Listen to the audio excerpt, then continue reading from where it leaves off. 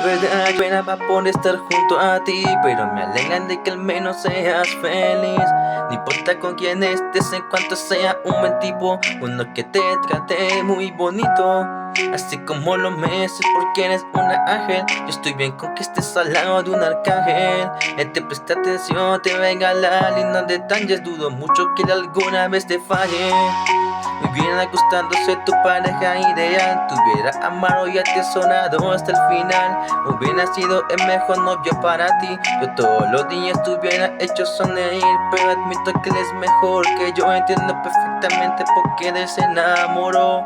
Yo lo acepto, me retiro con dignidad. Te dejo y me inspiro, calles en él la felicidad. Yo perdí y lo acepto, me voy con honor, guardándome en mi interior este gran amor que sentí a ti y solo a ti.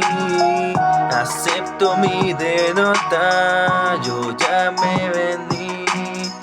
Fui tu mejor amigo más leal, el que nunca se dispuso a abandonarte. Quería que supieras que te quise de verdad, pero ahora mismo debo alejarme. Me va a doler, pero lo tengo que hacer. Con esto me despido, que sea muy feliz con él. No quiero interferir en su relación. Amiga mía, te digo adiós, adiós. En verdad me lastimó que nunca te pude conquistar, a pesar de que estuve contigo siempre cuando estaba mal. Te consolaba y apoyaba como tu buen amigo, pero supongo que tú preferías algo más bonito. Lo único que me queda es que ese hombre nunca te vaya a ser infiel. Para el hombre de su vida, trátala y cuídala, ok.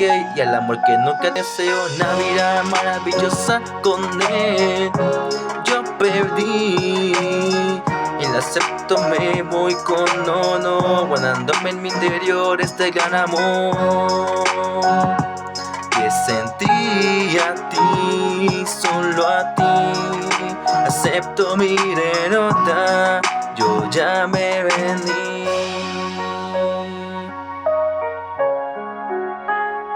Hair Sound, los latinos de la música.